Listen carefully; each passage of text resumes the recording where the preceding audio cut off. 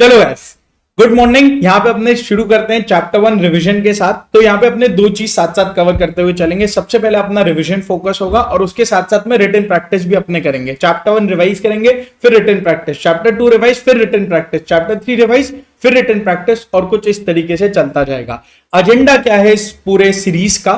इस सीरीज का एजेंडा ये है कि अगर आईसीआई के क्वेश्चंस को आप नोटिस कर रहे हो न्यू सिलेबस के अंदर में, तो ICI is moving from traditional concepts, traditional paper pattern जिसमें वो डायरेक्ट क्वेश्चंस बहुत पूछता था, और वो मूव कर रहा है उससे केस बेस्ड क्वेश्चंस में। अगर आप आरटीपीस को भी कंपेयर करो, करंट टर्म का आरटीपी देखो, पिछले टर्म के आरटीपी से कंपेयर करो, इनफैक्ट लास्ट दोनों टर्म के पेपर्स को कंपेयर करो, तो ये विजिबल होगा कि फर्स्ट टर्म जब नया नया न्यू सिलेबस आईसीआई इंट्रोड्यूस किया था, सिर्फ एक ही कंपल्सरी केस स्टडी क्वेश्चन होता था। ये एमसीक्यू का बात नहीं कर रहा, मैं डिस्क्रिप्टिव का बात कर रहा हूं। सिर्फ एक ही कंपल्सरी केस स्टडी क्वेश्चन होता था और बस खत्म। तो 5 मार्क का ये कंपल्सरी केस स्टडी और बाकी 30 मार्क्स अपने को 3 question into 10-10 mark each. 10 mark में ऑब्वियसली 2 पार्ट्स होते थे, बट वो उस तरीके से चलता था। लेकिन अब क्या कर दिया, अब ये जो 1 कंपल्सरी केस स्टडी है ना, इसको आईसीआई ने 3 कर दिया। तो यानी 15 मार्क्स का compulsory case study questions you have to solve, you have no other option. और वो केस स्टडीज भी लल्लू पंजू वाले केस स्टडीज नहीं है कि बस हाँ एक बार पढ़ा और लास्ट लाइन में वो बता दिया लिमिटेशंस ऑफ स्ट्रेटेजिक मैनेजमेंट है कि कॉम्पिटिटिव लैंडस्केप है क्या है। नहीं, वो ऐसा केस स्टडी है जो अगर आपने ढंग से पढ़ा है, एसएम के सिलेबस को ढंग से पढ़ा है, तो आप सॉल्व कर पाओगे, otherwise you will not know the answer. फिर बस इधर उधर पूछ के काम चलाना पड़ेगा। और केस स्टडी अच्छा होता है तो वो पूरे पेपर में अच्छे मार्क्स देगा आपको। आप ये भी नहीं कर सकते कि चलो केस स्टडी में मार्क्स कटा तो कटा, बाकी जगह स्कोर कर लेंगे। नहीं, अगर केस स्टडी आपका अच्छा सॉल्व नहीं हुआ, यानी एग्जामिनर को आइडिया लग जाएगा कि तुमने एसएम नहीं पढ़ा है, और वो फिर पूरे 50 मार्क्स में वैसे ही कट शॉर्ट करने लगेगा आपके मार्क्स को।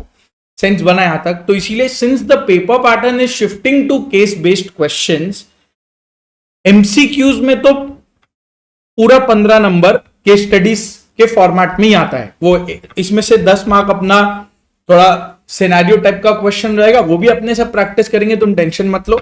सिनेरियो टाइप क्वेश्चन हो जाएगा 10 मार्क का, और उसके बाद 5 मार्क का सिंगल 1 मार्क का क्वेश्चन 5 ऐसा रहेगा, तो 15 मार्क ये हो गया। और इस 35 में भी तुम समझो 15 मार्क का यहाँ पे केस स्टडी है, तो कुल मिला के 15 और इधर 15, 30 मार्क्स तो तुमसे केस स्टडीज पूछ रहा है। और बाकी 20 में भी ऐसा नहीं कि 20 के 20 डायरेक्ट है, कुछ कुछ केस स्टडीज है। इसीलिए ये सीरीज जरूरी है। ओल्ड सिलेबस में ये सब का दरकार नहीं होता था, डायरेक्ट क्वेश्चंस होते थे, उतना इशू आता नहीं था। तो take the best advantage of this series. यहां पे अपने बहुत ब्यूटीफुली डिटेल्ड रिवीजन करेंगे, जो तुम्हारे एग्जाम के एक दिन पहले भी काम आएगा। यही रिवीजन तुम्हारे काम आएगा। ये सेम बुक जो हम क्लास में रेफर करते हुए चले थे, सेम बुक जो हम क्लास में नॉर्मली रेफर करते हैं विथ मार्किंग्स, मैंने यहां पे जानबूझ के वही बुक लिया है विथ मार्किंग्स, ताकि अगर किसी के पास नहीं हो तो तुम ये मार्किंग्स कॉपी कर सको। फ्रेश बुक लेने का मतलब नहीं बनेगा, क्योंकि मार्किंग्स वापस करने में टाइम वेस्ट होगा। तो विथ मार्किंग्स वाला बुक हम लोग इसको फॉलो करेंगे, रिविजन भी इसी से करेंगे, और इस तरह से 5 चैप्टर्स का अपना पूरा सीरीज चलता रहेगा। कुछ क्वेश्चंस अपने जो अपना केस स्टडीज प्रैक्टिस में जाएंगे, जब प्रैक्टिस में जाएंगे, कुछ क्वेश्चंस आपको बैक ऑफ एवरी चैप्टर कुछ क्वेश्चंस आपको दिखेंगे जो हमने क्लास में पूरा डिस्कस करके रखा हुआ है वैसे तो कुछ क्वेश्चंस आपको यहां पे दिखेंगे पीछे में। कुछ क्वेश्चंस एक्स्ट्रा मटेरियल भी है जो मैं आपको एक पीडीएफ शेयर कर दूंगा, उसमें अपने आरटीपी, पास्ट पेपर्स और जितने भी अलग क्वेश्चंस है ना जो इसमें नहीं आया, नए पेपर्स में जो रीसेंट पेपर्स के क्वेश्चंस है जो इसमें नहीं है, उसका भी मैं आपको पीडीएफ शेयर कर दूंगा। अपने सारा जितना हो सकेगा उतना प्रैक्टिस करने का कोशिश करेंगे। यहां तक कंफर्ट है? अगर तुम्हारा कोई और सजेशन है, कुछ इंप्लीमेंट करना है, यहां तक कंफर्ट है? मेरे ख्याल से पूरा 50 मार्क्स तुम्हारा एकदम ब्यूटीफुली सिक्योर करवाना है। इसीलिए एकदम क्रिस्प सीरीज होगा, यहां कोई अपने टाइम वेस्ट नहीं करेंगे, एकदम डिटेल्ड रिवीजन करेंगे, प्रैक्टिस करेंगे, रिवीजन प्रैक्टिस, इस तरीके से चलता जाएगा। थोड़ा कंफर्ट है यहां तक? 100%? कहीं कोई दिक्कत, डाउट, कोई क्वेश्चन बोल भी दो।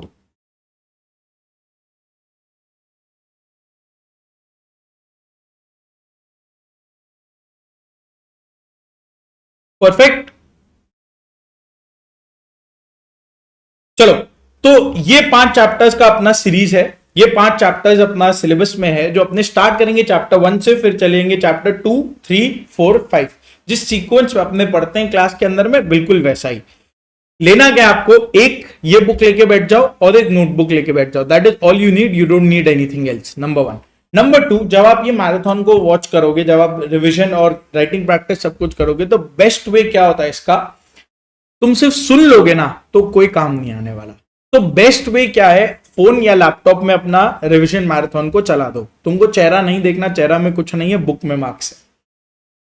तो एक जगह पे अपना मैराथन रिवीजन चला के छोड़ दो, फोन लैपटॉप जैसे भी हो, ईयरफोन्स लगा लो, अपना बुक सामने खोलो, और जैसे से मैं बोलता चला जाऊंगा, एक एक टॉपिक हम लोग रिवाइज करते हुए चले जाएंगे, तुम वो पेज पे आओ और तुम भी अपने धीरे धीरे उसको बोलना चालू कर दो। Suppose what is the strategy, तो मेरे साथ साथ तुम भी बोलना चालू कर दो।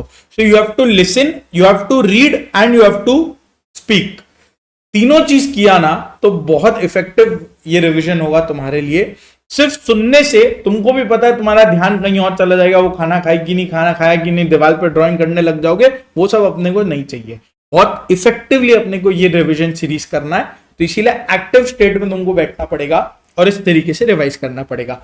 एक चैप्टर जब मेरे साथ साथ हम लोग यहाँ पढ़ लेंगे, 1 घंटे में अपना फर्स्ट चैप्टर हो जाएगा। डिपेंडिंग ऑन कौन सा चैप्टर कितना बड़ा कितना छोटा है, उस हिसाब से टाइम लगेगा। 1 घंटे में अपने फर्स्ट चैप्टर रिवाइज करने का कोशिश करेंगे, और उसके बाद में what you have to do, इसको बंद कर देना, रिवीजन को वहीं पे बंद कर देना। तुम चाहो तो रिटन प्रैक्टिस कर सकते हो, नहीं तो मेरा सजेशन ये रहता है, एक बार चैप्टर 1 करने के बाद what you have to do is एक बार खुद से उसी चैप्टर को रीड मार लो फटाफट से। बहुत ज्यादा टाइम लगेगा नहीं, क्योंकि अभी जस्ट तुम रिवाइज किए हो मेरे साथ साथ, तो तुरंत एक बार खुद से रिवाइज कर लिया, हेड पॉइंट्स को लर्न कर लिया, कीवर्ड्स को एक बार रीड करते हुए चले गए, तो वो चैप्टर 1 में तुमको फुल कॉन्फिडेंस आ जाएगा और टाइम भी बहुत कम लगेगा। और जब तुम रिवाइज कर रहे होगे, हेड पॉइंट्स को पूरा लर्न करना है, रीड नहीं बोला मैंने, लर्न करना है हेड पॉइंट्स को। अंदर के कीवर्ड्स को तुम जो अपने मार्क करके रखा हुआ है उसको तुम रीड करते हुए चल सकते हो। जैसे ये सब जो कीवर्ड्स हो गए, these are not head point, तो इसको तुम लाउडली रीड करते हुए चलो। ट्राई करना जितना लर्न हो सके उतना बढ़िया। इसका कोई वैसा कुछ अलग से फंडा नहीं है। मेन चीज क्या है, जैसे जो इस तरीके के क्वेश्चंस है, लाइक फॉर एग्जांपल बेनिफिट्स या एडवांटेजेस ऑफ स्ट्रेटेजिक मैनेजमेंट, अब इसमें हेड पॉइंट्स पे तुमको बहुत फोकस डालना है। You have to learn all the head point, तुम एक भी हेड पॉइंट छोड़ नहीं सकते, तो वो लर्न करना है और अंदर के कीवर्ड्स को बस रीड करना है। उसी तरीके से ये बुक बनाया गया कॉलम फॉर्मेट में। डन है? एक बार बता दो फटाफट से, यहां तक क्लियर है? इस तरीके से अपना ये तुमको इस तरीके से प्रिपेयर करना है इसके लिए, एसएम के लिए। यहां तक सही है? तो अपने चैप्टर 1 शुरू करेंगे फिर। अब बताओ,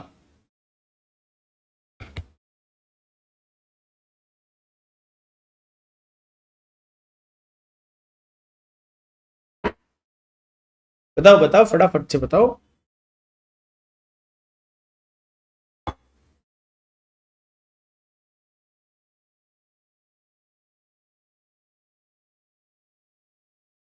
परफेक्ट है?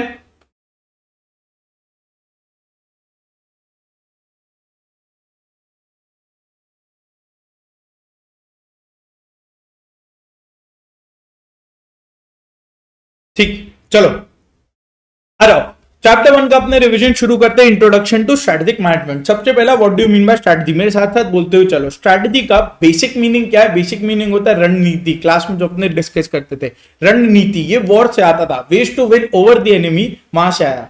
बट अपने अगर बिजनेस सेंस का बात करें, बिजनेस सेंस में स्ट्रेटजी क्या होता है? 3 चीज, ये जो तुमको याद रखना है। ये गेम प्लान है, गेम प्लान बोले तो लॉन्ग रेंज ब्लूप्रिंट है, गेम प्लान है। Long range blueprint, game plan बोले तो प्लान ऑफ एक्शन है, जो तुमको क्या करने में हेल्प करता है? It helps you achieve organisational objectives. वो तुमको हेल्प करेगा कि तुम अपने ऑर्गेनाइजेशनल ऑब्जेक्टिव्स को अचीव कर सको। और स्ट्रैटेजी को फॉलो करने के लिए अपने को रिसोर्सेज लगेगा, रिसोर्सेज लगता है, टाइम लगता है, मैन पावर लगता है, पैसे लगते हैं।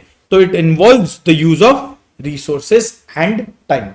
तो स्ट्रैटेजी क्या हुआ? It is a long range blueprint या एक गेम प्लान है जिसकी वजह से which helps us in achieving organisational objectives. Strategy का कुछ फायदा, ये वाला लाइन को याद कर लो। Strategy is a game plan, ये वाले लाइन को याद कर लो। Strategy is a game plan which cops use to achieve organisational objectives. Game plan यानी plan of action, long range blueprint achieve करने में हेल्प करता है ऑर्गेनाइजेशनल ऑब्जेक्टिव्स। कॉप्स का मीनिंग स्ट्रेटजी से फायदा क्या हो रहा है, कॉप्स बोलो ना, रिपीट करते हो चलो मेरे साथ साथ। सबसे पहला सी, कंपीट करने में हेल्प करेगा, सक्सेसफुली हम कंपीट कर पाएंगे। ओ, ऑपरेशंस को अच्छे से मैनेज कर पाएंगे। पी, अपना मार्केट में पोजीशन बहुत अच्छा सा क्रिएटेड रहेगा। और S, satisfaction of customers, customer भी सेटिस्फाइड रहेगा। कॉप्स, कंपीट सक्सेसफुली, ऑपरेशंस को मैनेज करेंगे इफेक्टिवली, मार्केट में पोजीशन बहुत अच्छे से क्रिएटेड रहेगा and it will lead to satisfaction of customers. तो स्ट्रैटेजी का एक बेसिक डेफिनेशन हुआ। अब ये कहीं कोई लॉन्ग क्वेश्चन में आएगा क्या, नहीं, कोई केस स्टडी में आया तो अपने को एक दो लाइन का डेफिनेशन लग सकता है। उसके बाद आता है what do you mean by management. Management मतलब क्या, मैनेजमेंट मतलब दो चीज होता है। ब्रीफली अगर बोले तो सबसे पहला मतलब वो लोग जो स्ट्रैटेजी बनाते हैं। अगर अपने अपने पढ़ने का स्ट्रैटेजी बना रहे हैं, अभी जो एसएम के लिए स्ट्रैटेजी तो बनाए और क्या किए, पढ़ने का जो अपने स्ट्रैटेजी बना रहे हैं वो एक वेल डिफाइंड टाइम के अंदर में है। बनाएगा कौन, तुम बनाओगे ना, सो तुम मैनेजमेंट हो गए। मैनेजमेंट मतलब वो लोग जो स्ट्रैटेजी बना रहे हैं, और दूसरा वो काम जो हम करते हैं जिस वजह से स्ट्रैटेजी फॉलो कर पाते हैं, वो काम को भी हम मैनेजमेंट बोलते हैं। सो मैनेजमेंट मतलब वो लोग जो स्ट्रैटेजी बनाए और जो काम किया जा रहा है स्ट्रैटेजी को फॉलो करने के लिए, या काम कराया जा रहा है अपने जूनियर से, तुम काम कराते हो, दैट इज स्ट्रैटेजी। करेक्ट है। दो चीज, पहला it is a key group in charge of business affairs है, हाँ वो वैसे key group in charge of business affairs. उसका काम क्या होगा, मैनेजमेंट का काम क्या होगा, रिसोर्सेज को इंटीग्रेट करना। 5 M's तुमको याद होगा, 5 M's of resources, money, man power, material, management और machines. Money, man power, material, machines, ये 4 तो रिसोर्सेज वैसे होते हैं, और एक रिसोर्स होता है मैनेजमेंट खुद। 5 M's को इंटीग्रेट करना उसका काम है। Survival and success will depend on competence and character of the management. Anil Ambani, Mukesh Ambani दोनों ही मैनेजमेंट है, लेकिन एक सर्वाइव और सक्सेसफुल है और दूसरा बस सर्वाइव कर पा रहा है। तो depend on the character of the management. ठीक, पहला वाला डन। सेकेंड वाला बोल रहा है, सेकेंड सेंस में बोलता है काम कराना को मैनेजमेंट बोलते हैं। जैसे कि तुम आर्टिकलशिप में एग्जांपल लिए थे, अपने आर्टिकलशिप में गए, प्रिंसिपल तुमसे गजब काम कराता है, उसको एकदम भली बात ही आता है ये काम।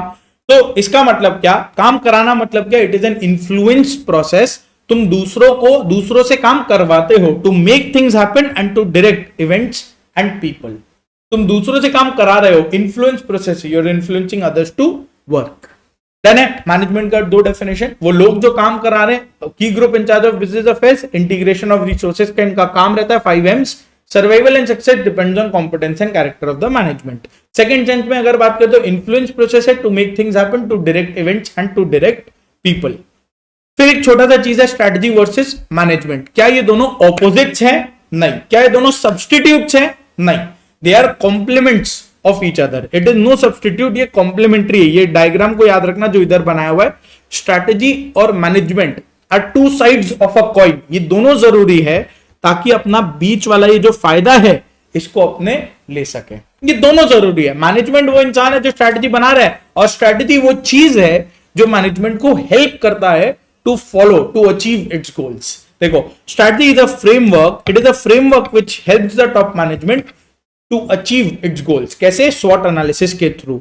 जो भी उसके स्ट्रेंथ है वो उसको मैक्सिमाइज कर सकता है, उसका फायदा उठा सकता है, वीकनेसेस एंड थ्रेट्स को मिनिमाइज कर सकता है, अपॉर्चुनिटीज का फायदा उठा सकता है। तो स्ट्रेंथ और अपॉर्चुनिटीज का फायदा उठाना है, वीकनेसेस एंड थ्रेट्स को मिनिमाइज करना है। खत्म तो तुम कर नहीं सकते, इनहेरेंट रिस्क तो रहेगा ही, तो इसीलिए वीकनेस और थ्रेट्स को मिनिमाइज करना है। यहां तक डन है। फिर एक छोटा सा चीज है, नेचर ऑफ स्ट्रैटेजी क्या है। इन सबसे कोई क्वेश्चन नहीं है, एक बार बस रीडिंग है। What do you mean by nature of strategy? Strategy perfect हो सकता है क्या? एक बार तुम स्ट्रैटेजी बनाए वो एकदम बस वही फॉलो होगा क्या? नहीं, ये कभी नहीं हो सकता। स्ट्रैटेजी इज प्रैग्मेटिक, वो फ्लेक्सिबल होना चाहिए। तुम स्ट्रैटेजी तो बना लिया, अब ऐसा हो सकता है ना कि कभी कोई बीमार पड़ जाए, 2 दिन के लिए उसका पढ़ने में डिले आ जाए, ऐसा हो सकता है। एग्जाम टाइम आ रहा है, ये सब फालतू एग्जाम्पल नहीं चाहिए। ओके, तो नेचर ऑफ स्ट्रैटेजी क्या होता है? Strategies can never be perfect और flawless, it is always flexible and pragmatic. वहां स्कोप ऑफ चेंज होना चाहिए। इट मस्ट बी पॉसिबल कि हम उसको चेंज कर सके। पॉसिबल मिसकैलकुलेशंस एंड अनएंटिसिपेटेड इवेंट्स के लिए तुमको अकाउंट फॉर करना पड़ेगा। जब एयरटेल भी स्ट्रैटेजी बनाया था, जियो आया तो उसको चेंज करना पड़ा ना, तो इसीलिए it has to be flexible and pragmatic. Done है। अब एक इंपॉर्टेंट क्वेश्चन आ रहा है, ये सब क्वेश्चन भी अपने डिस्कस करते हुए चलेंगे। इंपॉर्टेंट क्वेश्चन है, strategy is partly proactive partly reactive. क्या है बोलो, इसमें एकदम स्ट्रेट 5 पॉइंट का ही आंसर होगा। कोई भी केस स्टडी आ सकता है, डायरेक्ट क्वेश्चन भी आ सकता है इस पे। Strategy partly proactive, partly reactive, बोलो क्या है? It is a blend, it is a blend of proactive actions. दो चीज का ब्लेंड होता है, proactive actions, reactive actions, reactions. Proactive action बोले तो प्रोएक्टिव मतलब तुम प्लान्ड मैनर में क्या कर रहे हो। Proactive action on the part of managers to improve the company's market position and financial performance. तुम प्लान्ड मैनर में क्या कर रहे हो ताकि तुम्हारे कंपनी का मार्केट पोजीशन बहुत बढ़िया रहे और फाइनेंशियल परफॉर्मेंस अच्छा रहे, जो हर कंपनी के मैनेजमेंट फॉलो करते हैं। कोई नया प्रोडक्ट बनाता है, कोई नया मार्केट में जाता है, ये सब तो स्ट्रैटेजीज ही हैं। ये सब तो कोई मर्जर्स एंड एक्विजिशंस करता है, all of these are strategies. Proactive actions हुआ, लेकिन हर चीज उनके हिसाब से तो नहीं हो सकता ना। कुछ तो अनएंटिसिपेटेड डेवलपमेंट होगा, कोविड आ गया, कुछ फ्रेश मार्केट कंडीशंस होंगी, कोई नया कॉम्पिटिटर आ गया, गवर्नमेंट ने टैक्सेस बढ़ा दिए। तो अनएंटिसिपेटेड डेवलपमेंट या फ्रेश मार्केट कंडीशंस आया जो तुमको पहले नहीं मालूम था, अब उसके लिए उसको अकाउंट फॉर करना होगा, तो उसके लिए आ जाते हैं रिएक्शंस। तो strategy is a blend of proactive actions on the part of managers to improve market position and financial performance, and on the other hand due to unanticipated developments and fresh market conditions वहां reactions लग सकता है। so इसीलिए proactive को हम हमेशा बोलते हैं प्लान्ड स्ट्रैटेजी और रिएक्शंस को, रिएक्टिव को हम हमेशा बोलते हैं अडेप्टिव स्ट्रैटेजी। अडेप्टिव रिएक्शंस तुमको लगती हैं। प्रोएक्टिव जो अपना स्ट्रैटेजी है, तीसरा पॉइंट, प्रोएक्टिव स्ट्रैटेजी वो बनता कैसे है? दो चीज से, या तो तुम्हारा प्रायर एक्सपीरियंस रहा होगा या तुम कोई नई तरकीब लाने वाले हो। प्रीवियसली इनिशिएटेड एक्शंस और newly launched managerial initiatives. Prior experience, previously initiated actions और न्यूली लॉन्च्ड मैनेजरियल इनिशिएटिव्स, कुछ नया तरकीब तुम लाने वाले हो, इससे तुम्हारा प्लान्ड स्ट्रैटेजी बनता है। But obviously there have to be competitive conditions है मार्केट में, जिसकी वजह से तुमको एक अनएक्सपेक्टेड टर्न आ सकता है, अनएंटिसिपेटेड डेवलपमेंट्स आ सकती हैं, जिसके लिए रिएक्शन या एडजस्टमेंट तो लगेगा ही। ठीक है, तो कोई कॉम्पिटिटिव कंडीशंस होंगे जो अनएक्सपेक्टेड टर्न या अनएंटिसिपेटेड डेवलपमेंट्स आ सकते हैं, जिसके लिए तुमको रिएक्शन या एडजस्टमेंट लगेगा। 3 पॉइंट हुआ। फिर लास्ट कंक्लूजन में तुम क्या लिखोगे? Crafting a strategy involves a proactive or an intended strategy, planned strategy को intended बोला, proactive, और जो prior successful experience पे based है, और and it also involves successful reactions या adaptations due to changes in fresh market, due to changes in unanticipated developments, वो हो जाता है तुम्हारा adaptive या reactive strategy। 4 पॉइंट ये, और लास्ट में तुमको एक लिखना है एग्जाम्पल, जो अपने एयरटेल और जियो का यहाँ एग्जाम्पल देके रखे। एयरटेल भी जब आया था 1.5 GB per day, sorry 1.5 GB per month, उसका एक वो प्लान स्ट्रैटेजी था, बट उससे थोड़ी पता था कि जियो आने वाला है मार्केट में। जियो आया, उसके लिए अनएंटिसिपेटेड डेवलपमेंट या फ्रेश मार्केट कंडीशन था, अब उसको रिएक्शंस लाने पड़े, उसको मॉडिफाई करना पड़ा अपना स्ट्रैटेजी, वो भी 1.5 GB पर डे पर लाया। So that is a strategy. ये डायग्राम भी तुम देख लो। तो सबसे पहला प्रीवियसली इनिशिएटेड एक्शन या न्यूली लॉन्च मैनेजरियल इनिशिएटिव्स, इससे बनता है अपना ओवरऑल, इससे बना प्रोएक्टिव स्ट्रैटेजी।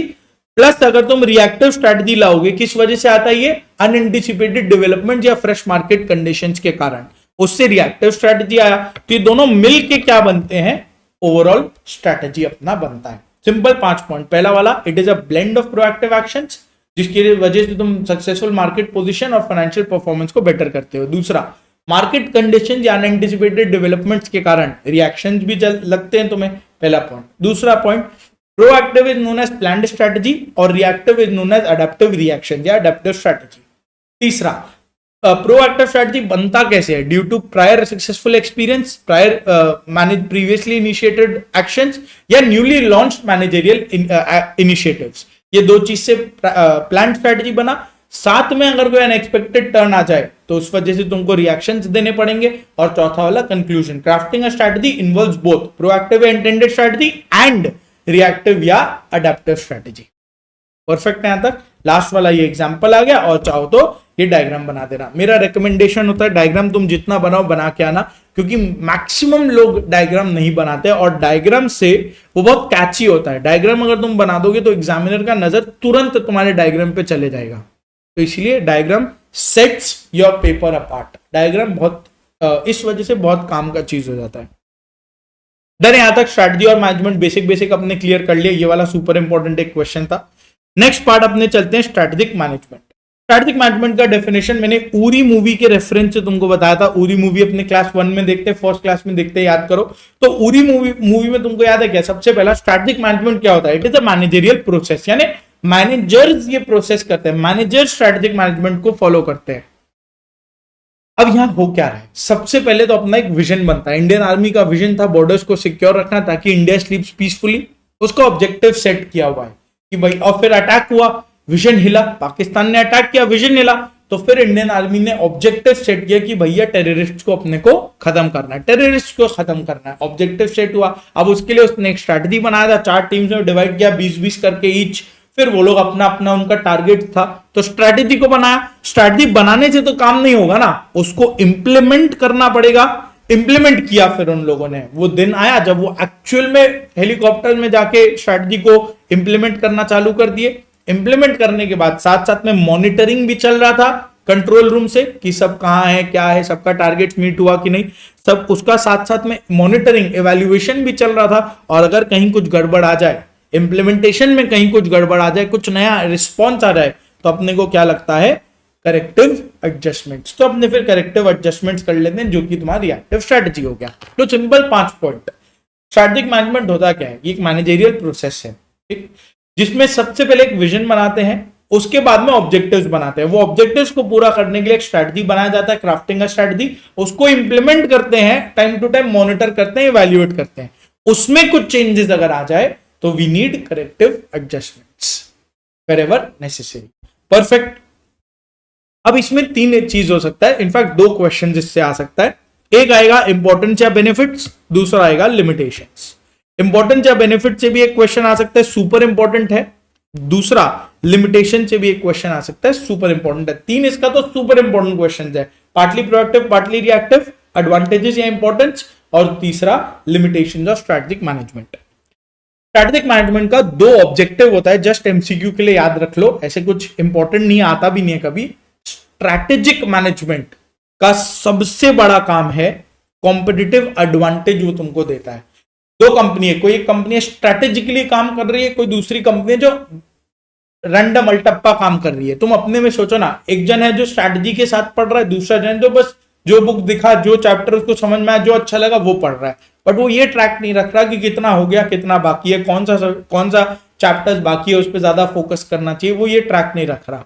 तो who will be better, who will have that competitive advantage? जो स्ट्रैटेजिकली पढ़ रहा है। करेक्ट। वही चीज कंपनीज में भी होता है, जो स्ट्रैटेजिकली बिजनेस करती हैं, जो अपने प्रोडक्ट्स, मार्केट्स वगैरह को स्ट्रैटेजिकली डिजाइन करते हैं, they have a competitive advantage. और जो अदरवाइज काम कर रही है, they don't have that advantage, तो इसलिए वो आउट परफॉर्म कर सकती है अपने कॉम्पिटिटर्स को। तो it gives you competitive advantage.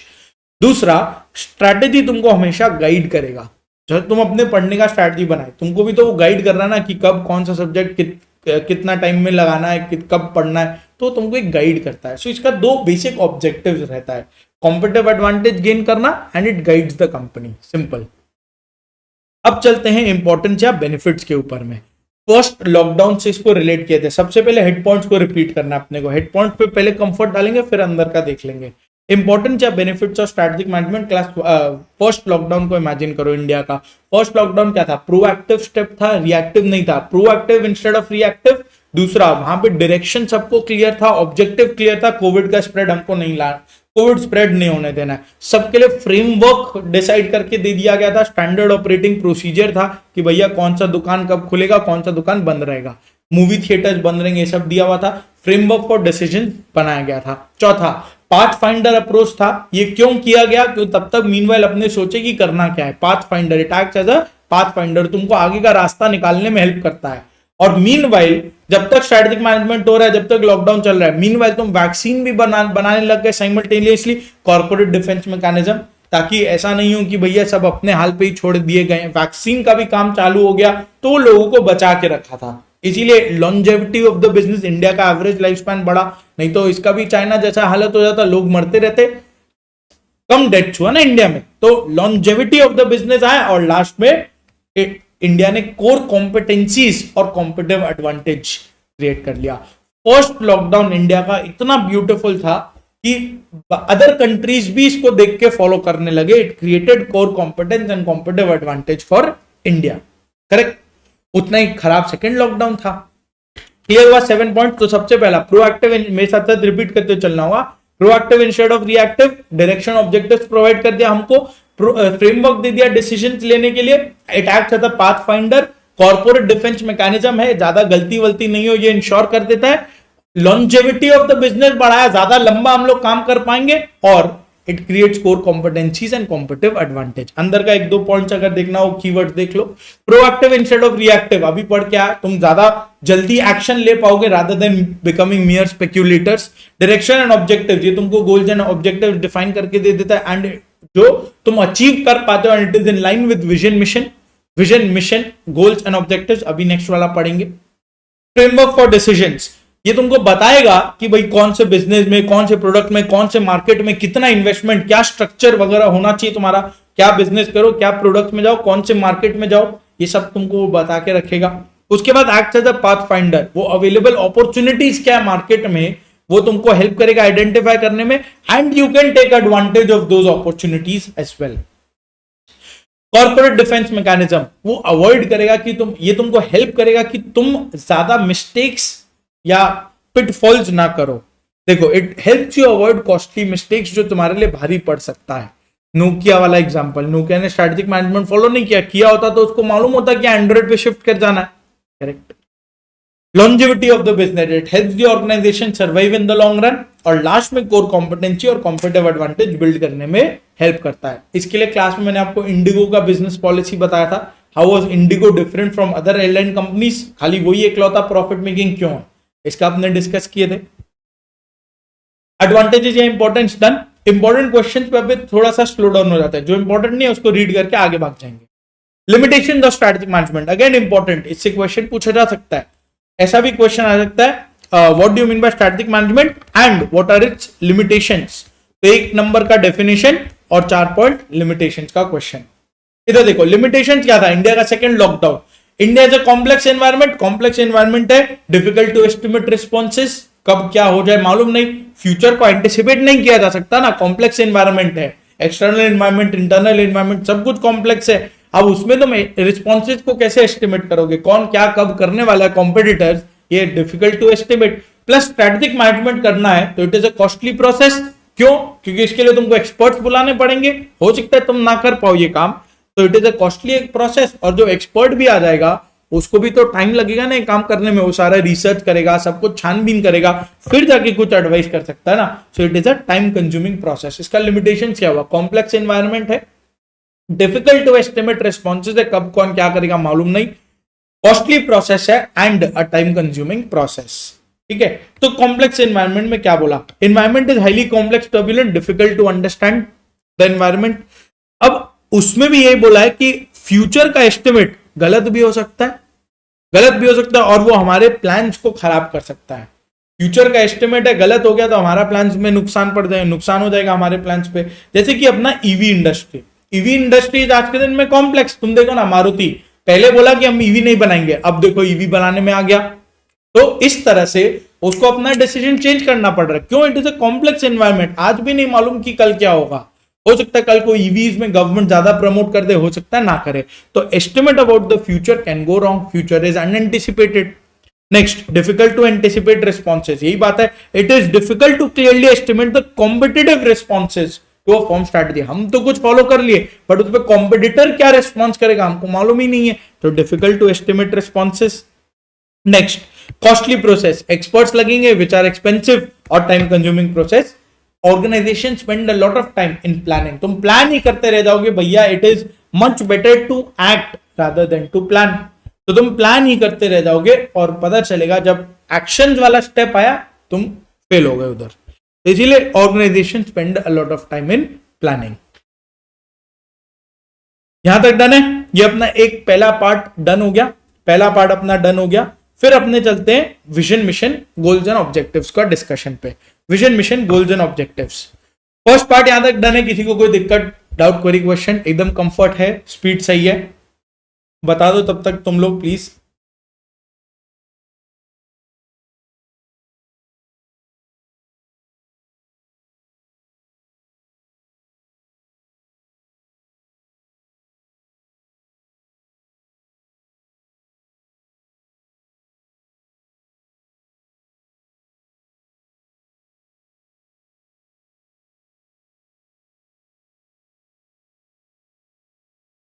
चलो ठीक।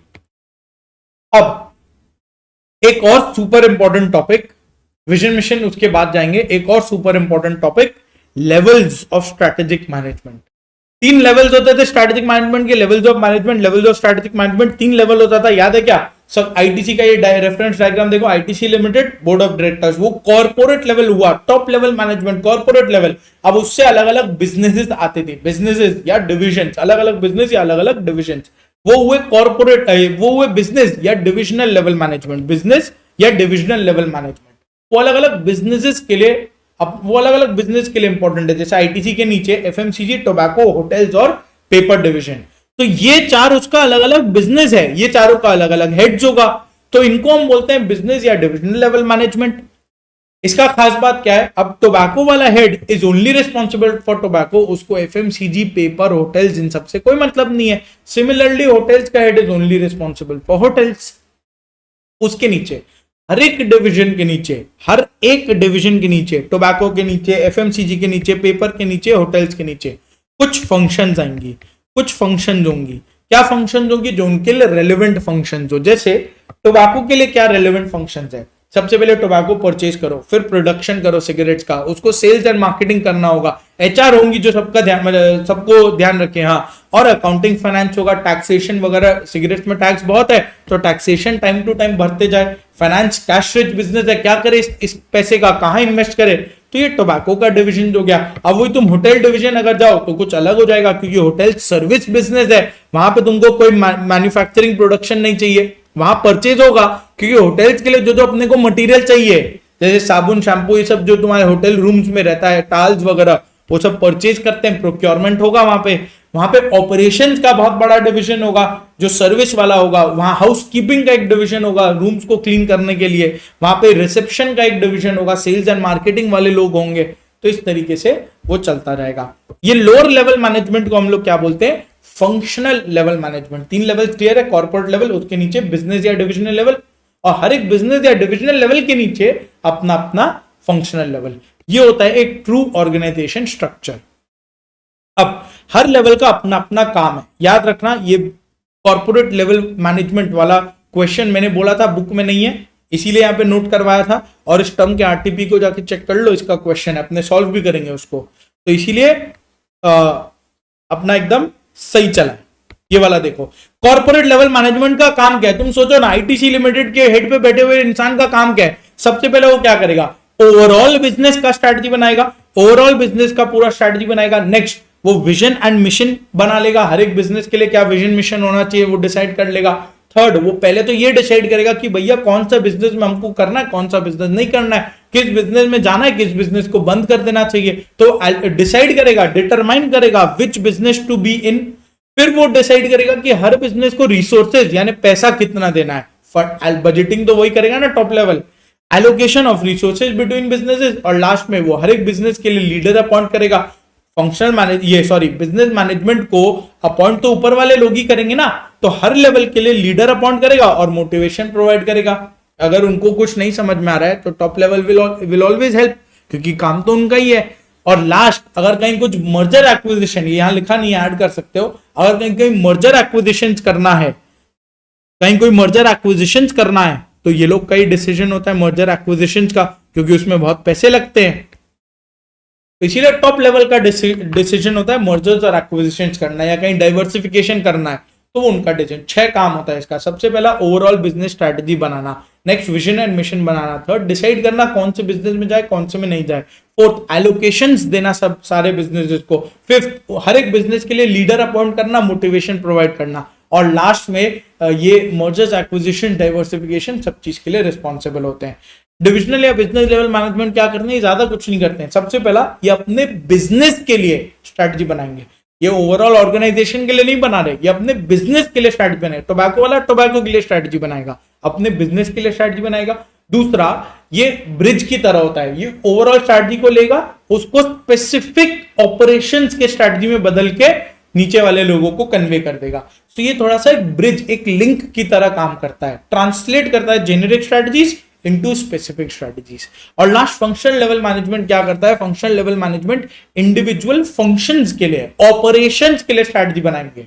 मतलब वो अपने अपने कामों के लिए स्ट्रैटेजी बनाए। परचेज वाला परचेज का स्ट्रैटेजी बनाएगा, उसको सेल्स से कोई मतलब नहीं है। सेल्स वाला सेल्स के लिए स्ट्रैटेजी बनाएगा, उसको प्रोडक्शन से कोई मतलब नहीं है। तो ये सब अपने अपने फंक्शंस के लिए स्ट्रैटेजी बनाएंगे। ये लोग ऑपरेशंस में इन्वॉल्व होते हैं।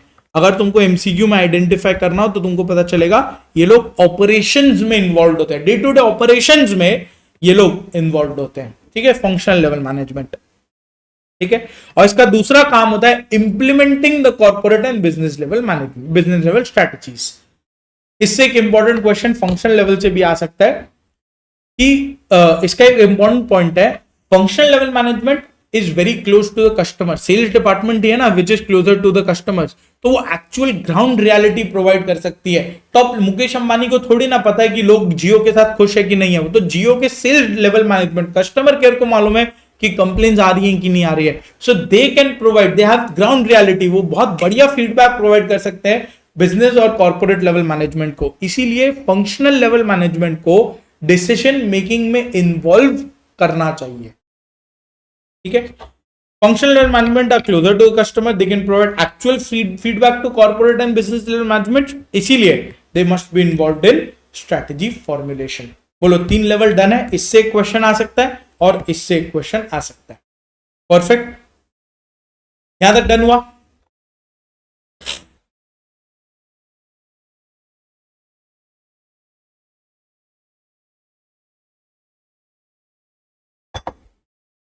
चलो नेक्स्ट पार्ट अपना आएगा vision mission goals and objectives. अभी चलते हैं vision mission goals and objectives. उससे पहले एक छोटा सा एग्जांपल ले लो, पूरा क्लियर हो जाएगा।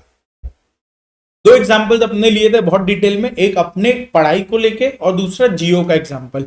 पढ़ाई को लेके अगर ले, विजन क्या है तुम्हारा, कुछ अच्छा बनना है, सक्सेसफुल बनना है, रिच बनना है तुमको, दैट इज योर विजन। कभी पूरा नहीं हो सकता, एब्स्ट्रैक्ट है, बहुत फ्यूचर ओरिएंटेड है। मुकेश अंबानी भी आज के दिन अपने आप को अमीर नहीं बोलेगा, हाँ समझेगा जरूर, लेकिन कभी उसको देखा है टीवी पे आके बोला कि बहुत अमीर बन गया, और काम नहीं करना। तो विजन ऐसा चीज है जो कभी अचीव नहीं होगा, वो चेंज होता जाएगा हमेशा। तुम अगर अमीर बन गए, तुम बोलोगे और अमीर बनना है, तो वो उस तरह से चलता जाएगा हमेशा। ठीक है, नेक्स्ट आता है विजन मिशन। अभी विजन को अचीव करने के लिए तुम कर क्या रहे हो, तुम बोले हमको सक्सेसफुल बनना है और घर में पड़े हो, ऐसा तो नहीं चलेगा ना। यू आर डूइंग सम, कुछ मेहनत कर रहे हो, तुम कुछ काम कर रहे हो, मेरे साथ बैठे हो, रिवाइज कर रहे हो। तो मिशन क्या है तुम्हारा, परस्यूइंग सीए। आज के दिन क्या कर रहे हो जिसके वजह से तुम सक्सेसफुल बन सकते हो। तो आज के दिन तुम विजन को अचीव करने के लिए कर क्या रहे हो, what are you doing at present, that is your mission. Vision हो गया फ्यूचर, जो तुमको एक डायरेक्शन प्रोवाइड करेगा, रास्ता दिखाएगा कहां जाना है।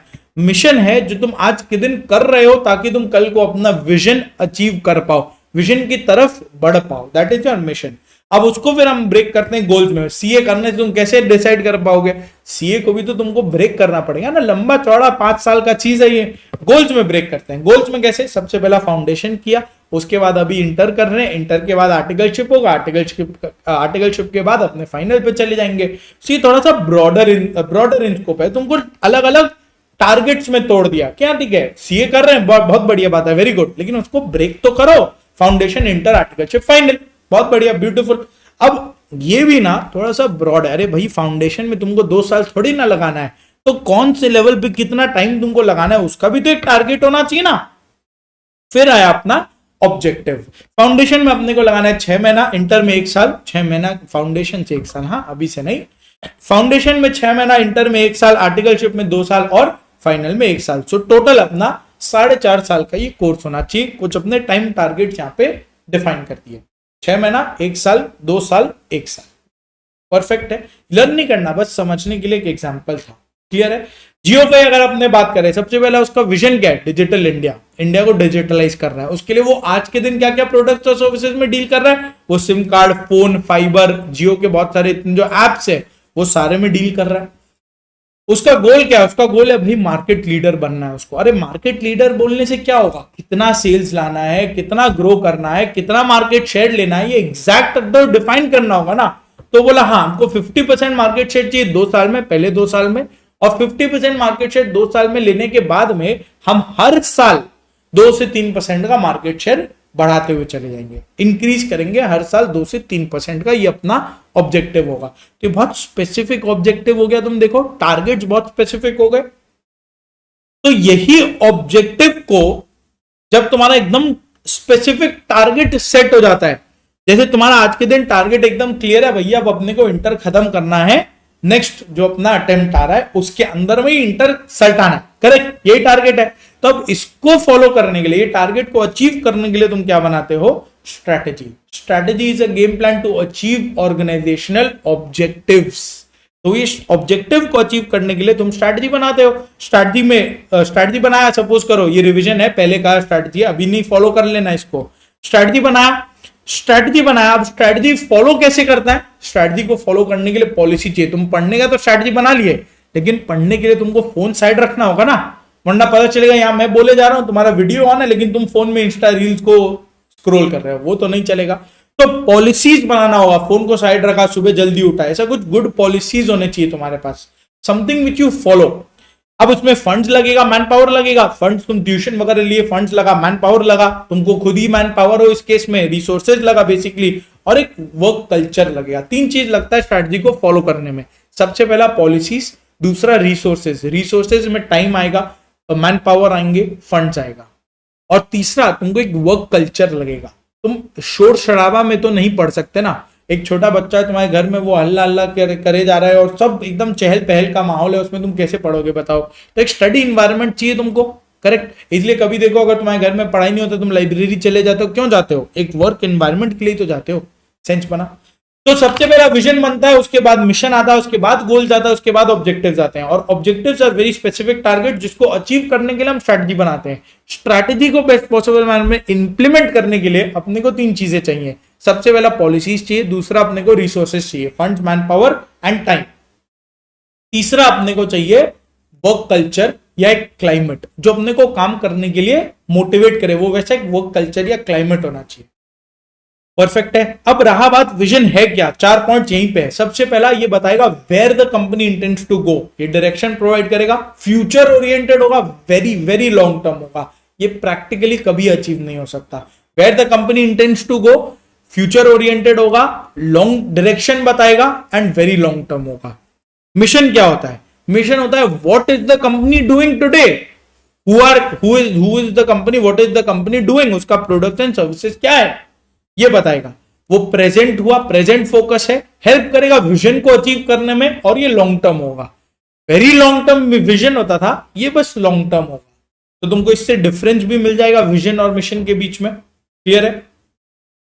गोल्स क्या होगा? Goals are broader in scope. Goals और ऑब्जेक्टिव जैसे दोनों ही क्या होते हैं? टारगेट्स, बेंचमार्क्स, यार्डस्टिक्स, और टारगेट्स, बेंचमार्क्स, ये अपने क्या, ये और डिटेल में डिस्कस करेंगे। Basically goals and objectives are targets, कुछ स्पेसिफिक टारगेट जो तुम अचीव करना चाह रहे हो, जैसे इंटर खत्म करना है, दैट इज योर टारगेट जो तुमको अचीव करना है, उसके लिए तुम काम करोगे, तो टारगेट्स। और फिर बेंचमार्क हो, बेंचमार्क मतलब जिससे तुम कंपेयर करते हो यहाँ ये अचीव हुआ कि नहीं। जैसे फाउंडेशन करना था, तब तुम बोल सकते हो ना, हाँ फाउंडेशन मेरा हो गया, तो टारगेट था उसको अचीव कर लिया, वो बेंचमार्क बन गया, कंपेयर किए कि हाँ ये काम हो गया। तो बेंचमार्क, टारगेट, बेंचमार्क और यार्डस्टिक्स। यार्डस्टिक्स भी बेंचमार्क ही होता है, ठीक है। ये और डिटेल में अपने डिस्कस करेंगे विद एग्जांपल जब गोल्स एंड ऑब्जेक्टिव्स का डिस्कशन करेंगे, नथिंग टू वरी। गोल्स क्या होता है? Goals are broader in scope, इसमें कोई टाइम फ्रेम नहीं होता, ओपन एंडेड है, ब्रॉडर इन स्कोप। इसको हम ये भी बोलते हैं, यहां तुम लिख सकते हो, इसको हम बोलते हैं ओपन एंडेड, इसको हम बोलते हैं open ended. Broader in scope है, कोई टाइम फ्रेम नहीं है, ओपन एंडेड चीजें हैं। ऑब्जेक्टिव का अगर आपने बात करें, दे आर मोर स्पेसिफिक, ये बहुत स्पेसिफिक चीजें हैं, इसमें एक टाइम फ्रेम भी अटैच्ड है, और ये क्लोज्ड एंडेड है, मोर स्पेसिफिक है, टाइम फ्रेम भी है, and this is closed ended, मतलब ये स्पेसिफिक है, टाइम के साथ टारगेट्स तुमको बताएगा कि कितना सेल्स करना है, कितना मार्केट शेयर गेन करना है, वगैरह वगैरह। अब अगर तुम यहां पे पढ़ेगा ना विजन, मिशन, गोल्स, ऑब्जेक्टिव, तुमको देखो बहुत ब्यूटीफुली सब कुछ क्लियर हो जाएगा। यहां पे आ जाओ, कहां गया, ये रहा पेज 7, देखो विजन। विजन क्या बोला? वो 4 चीज तो तुमको याद ही है, 4 चीज अभी अपने पढ़े। Where the company intends to go, where are we to go, वो डायरेक्शन प्रोवाइड करता है, फ्यूचर ओरिएंटेड होगा, वेरी लॉन्ग टर्म होगा, डायरेक्शनल पाथ दे दिया। एक चीज और तुमको ये याद रखना है, सीएम का विजन है टीपी करना, इससे आगे नहीं बोल सकते, इतना ही। सीएम का विजन है टीपी करना। सी कस्टमर ओरिएंटेड होगा, कस्टमर फोकस होगा। एम मार्केट फोकस होना चाहिए, मतलब बेसिकली विजन में 4 चीज के बारे में बात कर सकते हो, कस्टमर्स, मार्केट्स। टी टेक्नोलॉजी, और पी प्रोडक्ट्स। तो तुम कैसा टाइप का तुम्हारा कस्टमर है, किस टाइप के मार्केट में तुम जाना चाहते हो, टेक्नोलॉजी क्या है तुम्हारा, और प्रोडक्ट्स किस तरीके का है। तो ये तुम सीएम का विजन है टीपी करना, ये विजन हुआ। उसके बाद मिशन क्या है, वो एक एक क्वेश्चन को भी देखेंगे। मिशन क्या है, वही चार चीज जो अपने पढ़े। What business is the company doing, what do we do, who are we, correct. Mission helps in achieving the vision, वो तुम्हारा प्रेजेंट फोकस होगा। ये लिखा नहीं है, वहां पे लिखे थे अपने सारा कुछ, ये प्रेजेंट फोकस होगा। एंड ये तुमको बताएगा तुम्हारे प्रोडक्ट्स और सर्विसेज क्या है जिसमें तुम डील कर रहे हो, और ये लॉन्ग टर्म होगा। इसमें भी वो वाला अप्लाई हो जाएगा, सीएम का विजन है टीपी करना। मिशन में भी तुमको कस्टमर, मार्केट्स, टेक्नोलॉजीज और प्रोडक्ट्स के बारे में ज्ञान देना पड़ेगा, वो तुमको उसके रेडार में ही बनाना पड़ेगा, अदरवाइज किसको पता चलेगा ये मिशन में तुम बोलना क्या चाह रहे हो। डन है। तो विजन, उसके हिसाब से मिशन बनता है। फिर आता है अपना गोल्स एंड ऑब्जेक्टिव। देखो गोल्स एंड ऑब्जेक्टिव क्या है, विजन एंड मिशन को ट्रांसलेट किया जाता है गोल्स एंड ऑब्जेक्टिव्स के अंदर में। दे आर परफॉर्मेंस टारगेट्स, तो तुमको एग्जैक्ट टारगेट बताती हैं कि तुमको अचीव क्या करना है। फिर ये जो तुम टारगेट एक सेट करके रखे हो, ये जो टारगेट तुमने सेट किया, सपोज करो ये अपना टारगेट एचएम का रिवीजन, एचएम का जो पूरा सीरीज है 10 डेज में इसको कंप्लीट करना, this is a target, right. तो 10 दिन का ये अपना टारगेट बना हुआ है। अब हर दिन अपने चेक करेंगे ना कि हाँ ये 10 दिन का मेरे मन में एक प्लान रेडी है, तो 10 दिन हर दिन मैं चेक करूंगा, कंपेयर करूंगा कि हाँ जो आज का अपना रिजल्ट आया, आउटकम आया, क्या ये टारगेट के साथ अलाइनमेंट में है, कहीं कुछ गड़बड़ तो नहीं हो रहा ना। ऐसा नहीं हो रहा ना कि जल्दी अपने कर दिए या लेट कर दिए। लेट नहीं होना चाहिए क्योंकि एग्जाम आ रहा है। जल्दी अगर अपने कर दिए तो ये इंश्योर करने की क्वालिटी कॉम्प्रोमाइज नहीं हो, ये सब इंश्योर करते हुए चलना पड़ेगा। तो ये अपने रिजल्ट और आउटकम्स को बताता है टारगेट्स, करेक्ट। और वो यार्डस्टिक्स होते हैं जो कंपेयर करने में हेल्प करता है कि हाँ 10 दिन का टारगेट था, चलो 5 दिन में अपना आधा खत्म हो गया, तो ठीक है, वी आर ऑन ट्रैक। तो यार्डस्टिक्स का काम करता है। क्लियर हुआ, चलेगा। गोल्स एंड ऑब्जेक्टिव्स का ये डिफरेंस आ गया। गोल्स आर ओपन एंडेड, जो अभी लिखा दिया था, ब्रॉडर इन स्कोप है, कोई टाइम फ्रेम नहीं होता। ऑब्जेक्टिव्स क्लोज्ड एंडेड होते हैं, मोर स्पेसिफिक, प्रिसाइज होंगे, और इनका एक टाइम फ्रेम भी होता है। अब विजन के अंदर में एक क्वेश्चन जो पूछा जा सकता है वो है essentials of strategic vision. Essentials of strategic vision, चार चीज। क्या चार चीज? सबसे पहला, ये क्रिएटिवली बनाना पड़ता है, तुमको क्रिएटिवली सोच समझ के बनाना पड़ेगा, क्रिएटिव थिंकिंग इन्वॉल्व होता है इसमें। दूसरा, ये इंटेलिजेंट एंटरप्रेन्योरशिप का काम है, तुम किसी मामूली से एम्प्लॉय को नहीं बोल सकते विजन बनाओ मेरा, नहीं, वो एक एंटरप्रेन्योर बनाता है। रिलायंस का विजन मुकेश अंबानी बनाएंगे, जोमैटो का विजन दीपेंद्र गोयल बनाएगा, एंटरप्रेन्योर बनाता है, हर कोई नहीं बनाता, ये इंटेलिजेंट एंटरप्रेन्योरशिप का काम है।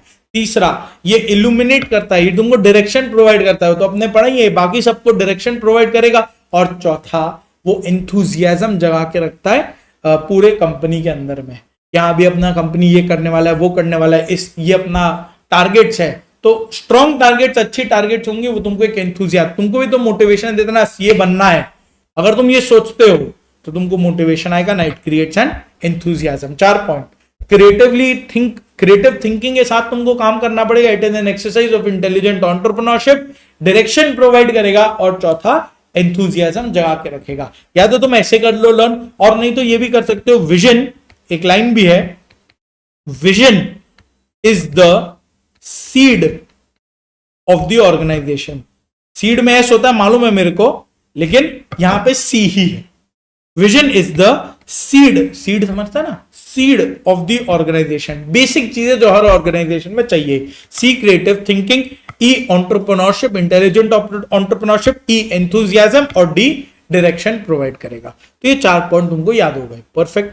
अब बाकी एग्जांपल्स है, इसको एक बार बस रीड कर लेना, जस्ट रीड कर लेना, एमसीक्यू में कोई आया तो आया, वरना नेस्ले का तुम पढ़ लो।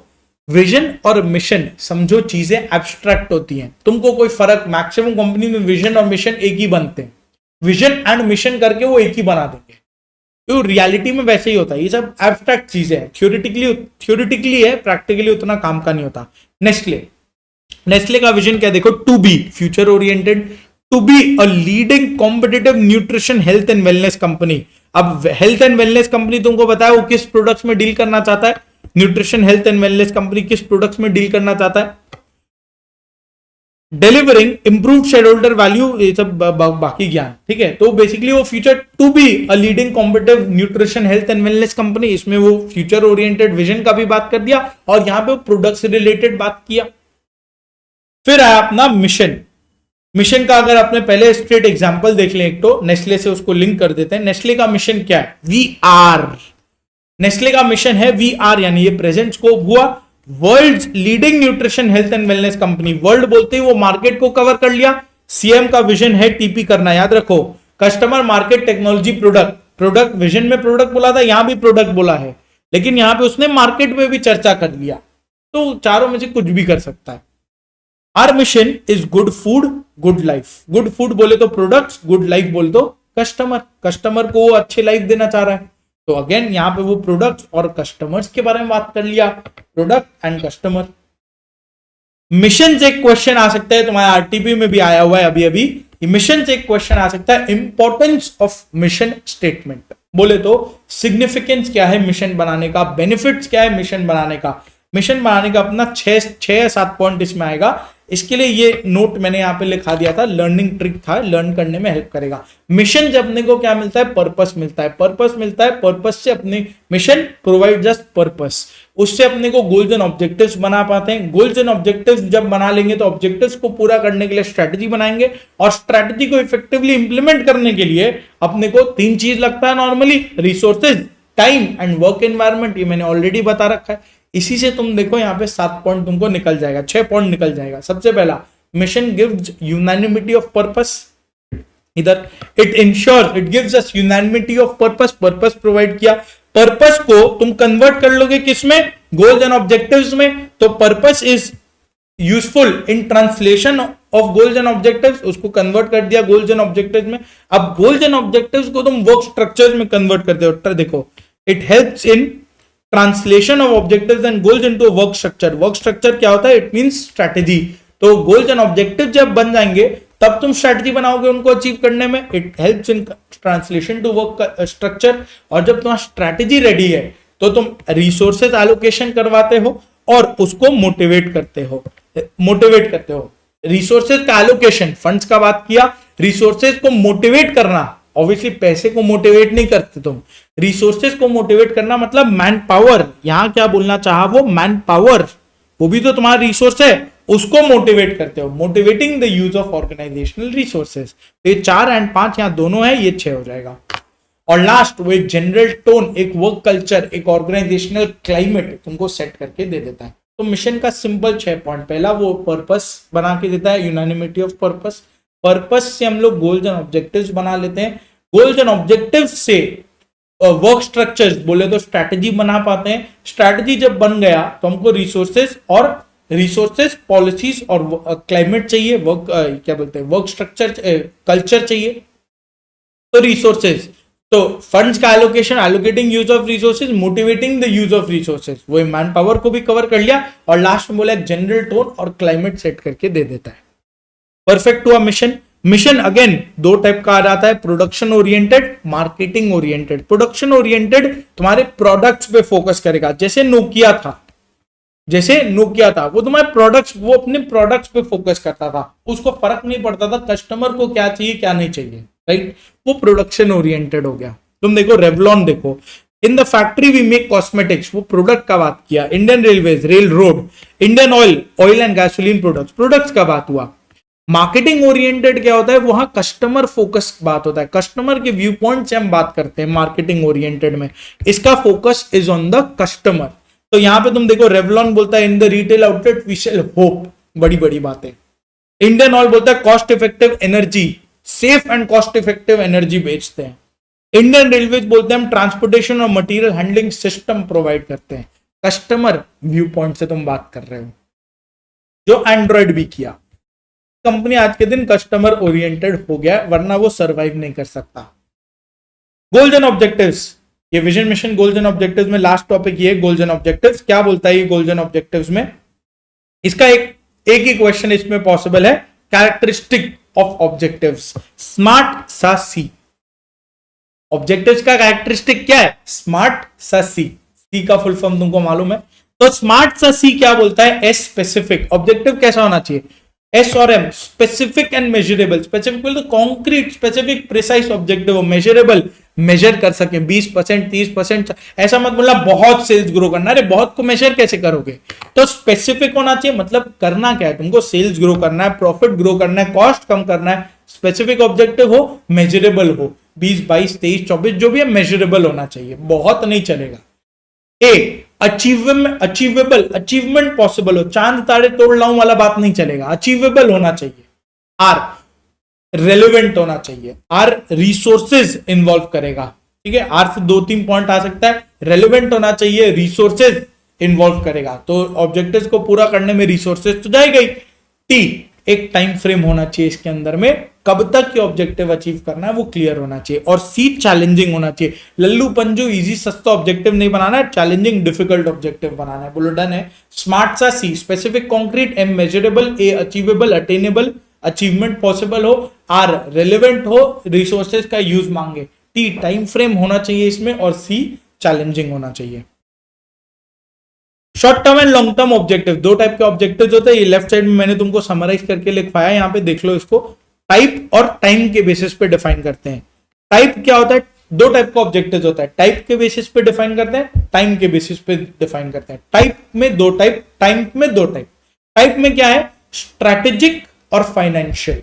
स्ट्रैटेजिक क्या है? बिजनेस रिलेटेड, जैसे मार्केट शेयर बढ़ाना, कोई नया प्रोडक्ट लाना, कोई नए मार्केट में जाना, all these are strategic objectives. तुम अपने बिजनेस के लिए क्या कर रहे हो? मार्केट शेयर बढ़ाने का कोशिश है, नया प्रोडक्ट ला रहे हो, नए कस्टमर्स को टारगेट कर रहे हो, नया मार्केट में जा रहे हो, these are strategic objectives. Financial objective क्या है? प्रॉफिटेबिलिटी पे बात करेगा, तुम्हारा नेट प्रॉफिट रेशियो क्या है, तुम्हारा रिटर्न ऑन इक्विटी क्या है, रिटर्न ऑन कैपिटल एम्प्लॉयड क्या है, पी रेशियो क्या है, ईपीएस क्या है, ये सब फाइनेंशियल ऑब्जेक्टिव्स होंगे। डन है। टाइम के बेसिस पे अगर अपने डिफाइन करें, शॉर्ट टर्म और लॉन्ग टर्म में डिवाइड होगा। शॉर्ट टर्म बोले तो 1 ईयर से कम होगा, लॉन्ग टर्म बोले तो 1 ईयर से ज्यादा होगा। नॉर्मली वो 3 से 5 साल का होता है, करेक्ट। लॉन्ग टर्म अगर अपने बोलते हैं, तुम देखा होगा इंडिया में भी 5 ईयर प्लान्स बनती हैं, जो अब नीति आयोग हो गया, तो वो 3 से 5 साल के लिए बनाया जाता है। क्लियर है? पक्का। तो देखो, फाइनेंशियल स्ट्रेटेजिक ऑब्जेक्टिव्स होते हैं क्वार्टरली, एनुअल ऑब्जेक्टिव्स। क्वार्टरली हो गया शॉर्ट टर्म, एनुअल हो गया लॉन्ग टर्म। ये शॉर्ट टर्म हो गया बेसिकली 1 ईयर और उससे कम, और 3 से 5 साल वाले लॉन्ग टर्म ऑब्जेक्टिव्स हो गए। ठीक है। लास्ट एक टॉपिक जो अपना चैप्टर 1 में बच गया है वो है स्ट्रेटेजिक इंटेंट। 1 घंटा का अपना टाइम टारगेट था, 1 घंटे में अपने रैप अप करने वाले हैं इसको। स्ट्रेटेजिक इंटेंट वाला क्वेश्चन। स्ट्रेटेजिक इंटेंट क्या बोलता है? स्ट्रेटेजिक इंटेंट बोलता है, देखो दो चीज। होंडा का इसमें मैंने एग्जांपल लिया था, होंडा सब होंडा एक्टिवा सुने ही होंगे तुम, गेयरलेस स्कूटर जिसमें गेयर नहीं होता। और उससे पहले रॉयल एनफील्ड, हार्ली डेविडसन, बहुत स्कूटर्स अवेलेबल थे, बहुत मोटर बाइक्स अवेलेबल थी, लेकिन उसमें प्रॉब्लम क्या था? सब में गेयर होता था। अब गेयर होता था तो हर जन चला नहीं पाता था, यूथ बहुत ज्यादा चला नहीं पाता था। वो थोड़ा सा तुमको 25-30 साल की उम्र पे जाना पड़ता था रॉयल एनफील्ड और हार्ली डेविडसन चलाने के लिए। वो थोड़े भारी भी होते थे और गेयर होता था उसमें। वो फीमेल्स नहीं चला पाते थे, और छोटे छोटे जो 20-22 साल के बच्चे लोग हैं वो नहीं चला पाते, तुम्हारे जैसे वो नहीं चला पाते थे। बोले हम रॉयल एनफील्ड चला लेंगे, ठीक है, मालूम है उस समय का बात है। तो होंडा ने क्या बोला, उसके बाद उसको बाइक में जाना था, उसके बाद 2 रास्ते थे, एक वो यही सारे बाइक बना ले गेयर वाला, और दूसरा उसके ओनर ने कुछ सोचा और एक out of the box solution बनाया। बोला कि हमको गेयरलेस बाइक्स बनाएंगे, ऐसे बाइक्स जो चले, ऑटोमेटिक चले, उसमें कोई पेडल नहीं करना पड़े, लेकिन वो बिना गेयर चले, जो तुम्हारा होंडा एक्टिवा बना। तो उसको एक आइडिया आया, एक इंटेंट आया, आइडिया आया कि भाई ऐसा काम करना है। तो वो आइडिया क्या होता है? वो आइडिया इंटेंट हो जाता है, वो आइडिया इंटेंट में बदल जाता है। इंटेंट मतलब पर्पस। जैसे डेक्कन एयरलाइंस का भी एक आइडिया था, उसका एक पूरा क्लियर था। सरफेरा मूवी अगर तुम देखे होगे, डेक्कन एयरलाइंस, वो भी बहुत क्लियर था कि हमको लो कॉस्ट एविएशन बनाना है, I want every Indian to fly. एक आइडिया आया था उसको, उसका इंटेंट क्लियर था कि उसको जिंदगी में करना क्या है। आइडिया आया, आइडिया से तुमको 2 चीज मिलता है, क्या करना है तुमको, क्या बनाना है बेसिकली। जैसे सरफेरा के केस में, डेक्कन एयरलाइंस के केस में low cost aviation, low cost aeroplanes, और होंडा के केस में गेयरलेस बाइक्स।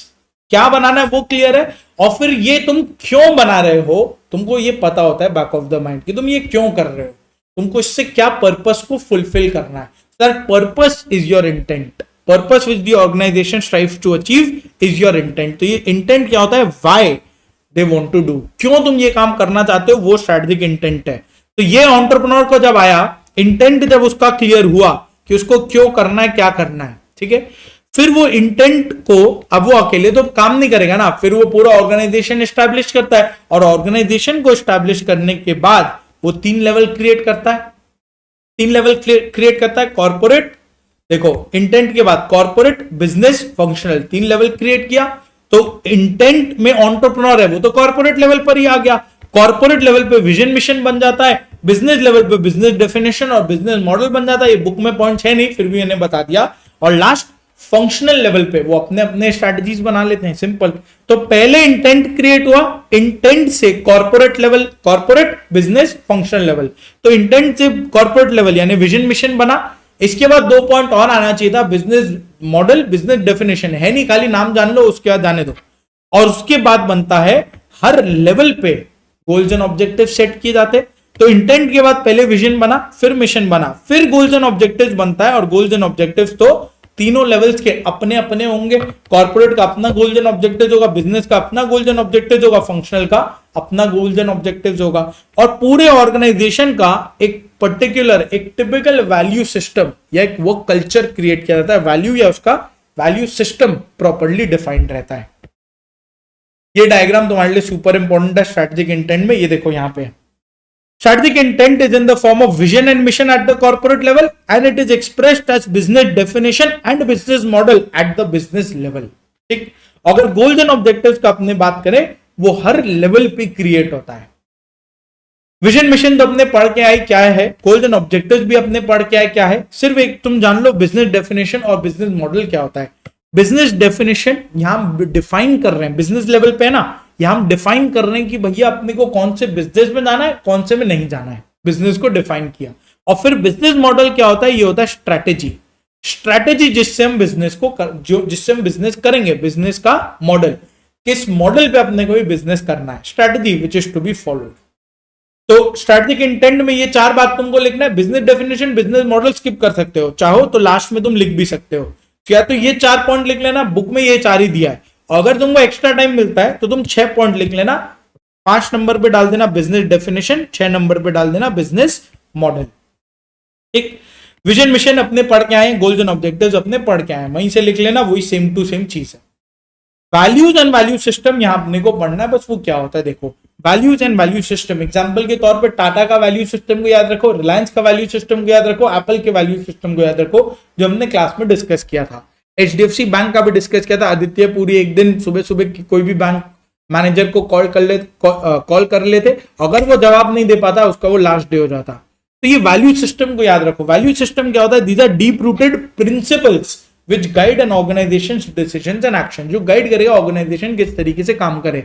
ये डीप रूटेड प्रिंसिपल्स है, तुम इसको चेंज नहीं कर सकते, सदियों से चले आ रहा है, सदियों से चले आ रहा है, इसको तुम चेंज नहीं। तुम्हारे कितने के घर पे हो ऐसा कि कहीं नाइट स्टेज अलाउड नहीं है, कहीं बाहर जाना है तो 10 बजे के पहले पहले वापस आ जाना है। ये सब बहुत घर पे अलग अलग अपना नियम कायदा होता है। खाना खाने तो डिनर टेबल पे ही खाना है, इतने बजे ही खाना है, इसके बाद तुमको खाना नहीं मिलेगा, घंटे से नहीं मिलेगा।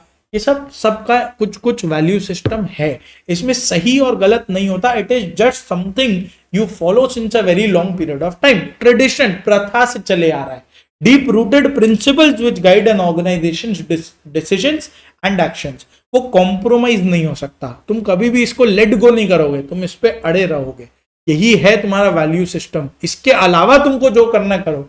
जैसे टाटा कभी 2 व्हीलर नहीं बनाएगा जल्दी से, वो दारू सिगरेट नहीं बनाएगा, उसका वैल्यू सिस्टम है। हाँ पता नहीं, अब रतन टाटा नहीं रहे तो अब पता नहीं क्या होगा, हो सकता है वो चेंज होता है, लेकिन एज ऑफ नाउ टाटा का यही वैल्यू सिस्टम है। वो कभी भी कन्वीनियंस या शॉर्ट टर्म गेन के लिए तो कभी कॉम्प्रोमाइज नहीं किया जाएगा। और तीसरा, इट नॉर्मली कंपनी के फाउंडर की वैल्यूज को रिफ्लेक्ट करता है। तो वही तो बनाएंगे ना ये प्रिंसिपल्स, कोई तो सेट किया होगा, कौन रहा होगा, कंपनी के फाउंडर। जैसे अपने घर पे अगर बोले दादाजी परदादाजी, ये लोग सेट करके चले गए तो अपने फॉलो करने, नॉर्मली यही बात होता है। तो वैल्यू या वैल्यू सिस्टम क्या होता है, सबसे पहला डीप रूटेड प्रिंसिपल्स जो अपने को गाइड करेगा अपने डिसीजन और एक्शंस को। दूसरा, कभी कॉम्प्रोमाइज नहीं होगा शॉर्ट टर्म इकोनॉमिक गेन के लिए तो कतई नहीं। तीसरा, वो रिफ्लेक्ट करेगा values of the companies founders.